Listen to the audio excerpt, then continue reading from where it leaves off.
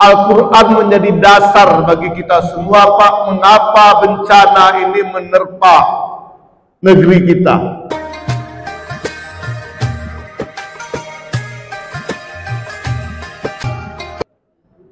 Assalamualaikum warahmatullahi wabarakatuh.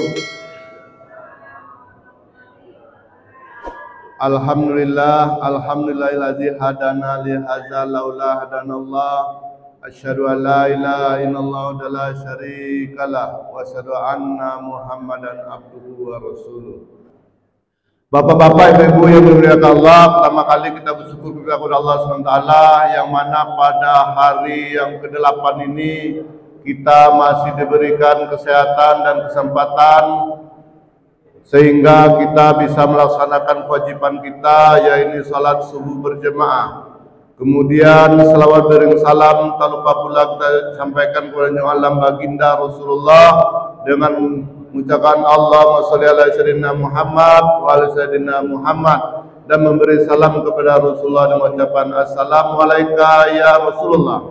Semoga ketika di akhirat nanti pada saat kita di hadapan Allah kita memperoleh syafaat dari baginda Rasulullah. Amin. Amin ya rabbal alamin. Saya ulangi lagi, orang yang satu kali saja berselawat maka Allah akan membalasnya 3 perkara. Yang pertama, Allah akan memberikan 10 kebaikan pada diri kita, kemudian Allah angkat 10 derajat kemuliaan isinya dan dihapuskan 10 dosa yang pada diri kita. Ini Allah Ta'ala itu sekali aja kita berbuat, ini janji Rasulullah ini kepada Allah Ta'ala. Satu kali saja berbuat kita, Allahumma sholli ala sayyidina Muhammad wa ala sayyidina Muhammad, dibalas 30. Allah itu maha kaya. Bapak-bapak, ibu-ibu yang dimuliakan Allah, penyebab terjadinya bencana alam yang melanda negeri kita ini kita lihat dari Al-Quran, ya. Semua mungkin ahli berbicara, ahli geografi, semua ahli, kadang pun tak ahli pun zaman sekarang ini berbicara dia. Penyebab banjir, penyebab terjadinya tsunami, penyebab terjadinya gempa bumi, begini menurut mereka sesuai dengan ahlinya. Tapi kita selaku orang muslim, Al-Quran menjadi dasar bagi kita semua, Pak, mengapa bencana ini menerpa negeri kita. Nah ini surat Ali Imran ayat 112 yang artinya mereka berpegang pada tali Allah dan tali perjanjian dengan manusia. Mereka mendapat murka dari Allah dan selalu diliputi kesengsaraan. Yang demikian itu karena mereka mengingkari ayat-ayat Allah dan membunuh para nabi tanpa hak alasan yang benar. Yang demikian itu karena mereka durhaka dan melampaui batas. Ada beberapa poin dari ayat ini. Ya'ullah bi ayatillah, mereka telah kufur kepada ayat-ayat Allah.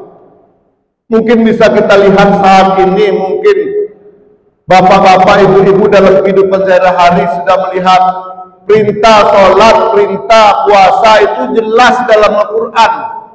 Tapi apa kita lihat, ya, kadangkala orang seenaknya merokok di luar sana, seenaknya makan, semuanya seolah-olah ini perintah Allah Ta'ala ini tak teriman Allah gitu. Kufur, ya'murullah bi ayatillah, mereka kufur terhadap ayat-ayat Allah, tak diindahkan, Pak. Seolah-olah Quran ini tidak menjadi hal yang gaib lagi. Kufur dia. Ini salah satu penyebab mengapa bencana itu menerpa kita. Sudah menjadi seperti pasal-pasal berapa aja, pasal-pasal yang dibikin mungkin arah anggota DPR. Nah, ini salah satu penyebab terjadinya bencana. Kita lihat sekarang anak-anak kita di luar sana, saya tengah malam pulang dinas, masih ada anak-anak gadis kita berkeliaran, Pak. Maaf Pak ya, Maaf Bu, nggak tahu saya itu anak siapa. Mudah-mudahan ada anak-anak kita lah di sini. Tengah malam masih berkeliar di Danau Raja. Kadang keluar dari masjid ini pun pernah saya jumpai. Keluar dari sini. Tengah malam. Kan khawatir kita Pak. Jadi peran kita selaku orang tua sangat menentukan. Masa anak kita, anak gadis kita, anak lajang kita dah jam 11 malam dah pulang. Kata Pak Arif dan ceramahnya, anak ayam aja pulang kan dicari sama induknya. Nah itu. Jadi ini anak gadis jam 11 malam masih berkeliaran. Nah, jadi ini perlu bagi kita semua untuk senantiasa mengingatkan. Kita mungkin punya anak, punya cucu, supaya apa? Supaya terhindar dari bencana. Kemudian kecintaan anak-anak kita terhadap Al-Quran sangat jauh berkurang.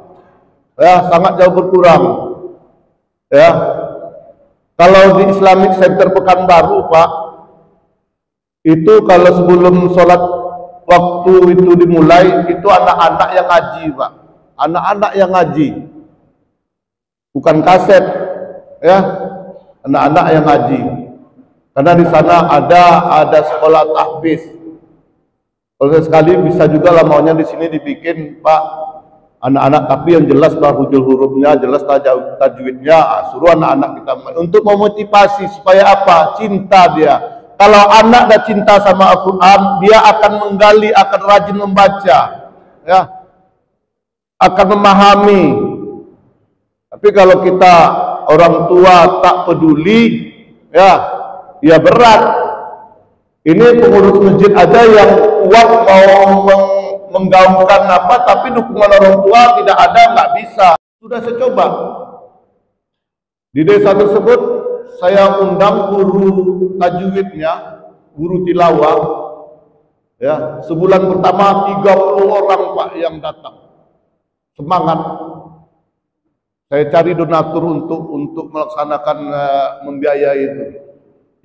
Sebulan penuh, 2 bulan masih penuh, 3 bulan mulai berkurang. Akhirnya masuk bulan kelima tinggal 5 orang. Kata pengurus masjid, bang, tinggal 5 orang, berhentilah kata saya. Salah siapa sekarang? Kita tak mau menyalahkan Pak, ya. Cuma kita macam mana? Jadi bahan bagi kita. Pengurus sudah menyediakan sarana prasarana. Berarti peran orang tua sangat menentukan. Macam mana anak-anak kita supaya cinta dia akan Al-Quran, supaya apa? Supaya kita terhindar dari ya'qulullah bi ayatillah. Nah, dengan salah satunya kita menanamkan cinta anak-anak kita ini terhadap Al-Quran. Kemudian salah satu penyebabnya terjadi bencana ini yaitu mereka membunuh Nabi. Kita pada saat ini Pak enggak jumpa Rasulullah, enggak jumpa para Nabi. Tapi ayat ini apa tidak dipakai? Enggak mungkin, ya. Saat ini masjid sudah mulai tak digaungkan lagi, mulai tak diagung-agungkan lagi. Iya, ini masjid kalau Ramadan ramai, habis Ramadan sepi. Ya, masjid mulai tak dimakmurkan. Jadi apabila kita tidak melaksanakan sunnah-sunnah Rasulullah, apa yang disampaikan Rasulullah, hadis dan Al-Quran, itu sudah sama kita membunuh Nabi, Pak. Inilah bencana akan menerpa kita. Memang kita tidak akan jumpa syariat Nabi, tidak berjumpa. Tapi apabila kita tidak melaksanakan syariat Rasulullah, disinilah bencana itu akan melanda kita. Kemudian selanjutnya mereka terlampau batas, ya, melewati batas. Sekarang orang buat dosa ini, Pak. Mungkin kita lihat di televisi tuntunan tidak menjadi tuntunan. Kita lihat Pak di TV, Pak, kejahatan kriminal sangat berbahaya sekali. Kehidupan ini sudah tak seperti kehidupan manusia. Apa itu? Bapak setubui anaknya. Ini manusia ada logika apa? Cucu bunuh neneknya di Rumbai kemarin. Itu di Rumbai, tidak jauh-jauh tempatnya. Ini kira-kira melampaui batas enggak? Inilah yang dikaji dalam Al-Quran. Sudah Allah tunjukkan. Luar biasa. Ya purullah bi ayatillah, ingkar pada ayat-ayat Allah. Ya. Mereka terlampaui batas. Ada pula bapak kandung, gauli anak kandung. Tempat saya tugas sana pernah juga di Ujung Batu. Ya, di Ujung Batu udah pernah kejadian waktu baru-baru saya jadi polisi. Rasa nggak masuk akal Pak, tapi ini kenyataan. Nggak masuk akal. Mantan polisi pun ada juga Pak. Pecat Kampar kemarin. Pecat.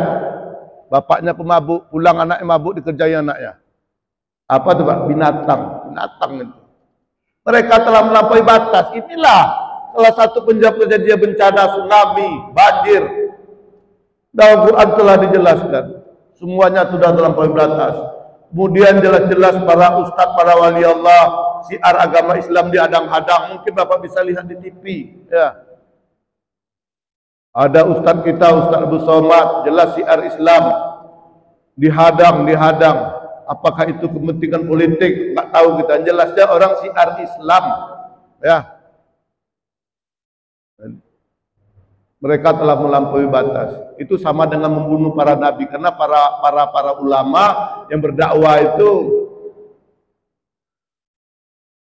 perpanjangan tangan Rasulullah. Jadi bapak-bapak yang dimuliakan Allah, jadi ini menjadi setidak-tidaknya menjadi renungan bagi kita semua agar kita terhindar dari malabahaya, malapetaka. Mari kita sama-sama saling mengingatkan anak kita, keluarga kita, tempatkan anak-anak kita di sekolah-sekolah agama. Kata orang tua saya di sana, surga dan neraka itu Juliar katanya tergantung kita orang tua. Tempatkanlah anak-anak kau di sekolah agama. Makanya alhamdulillah Pak, anak-anak saya sekolah agama semua. Ya, saat ini lagi mondok di Pondok Pesantren Babu Salam Pekanbaru. Sekarang ini masuk suluk dia. Kajian tasawuf ya, di Pekanbaru. Kebetulan anak saya di sana. Kalau di sini ya pairlah anak saya biar ikut kayak langkah-langkah saya dia.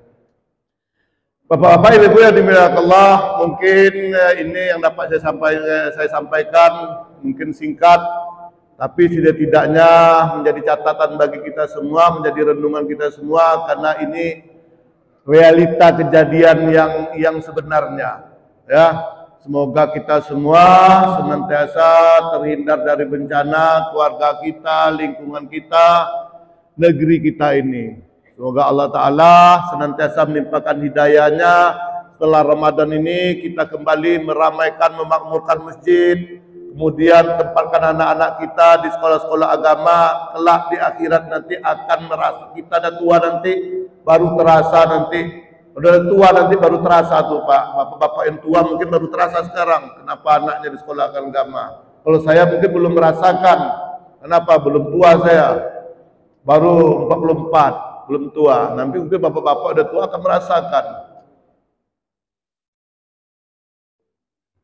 Sekali lagi saya mohon maaf atas segala kekurangan. Wabillahi taufiq hidayah. Wassalamualaikum warahmatullahi wabarakatuh.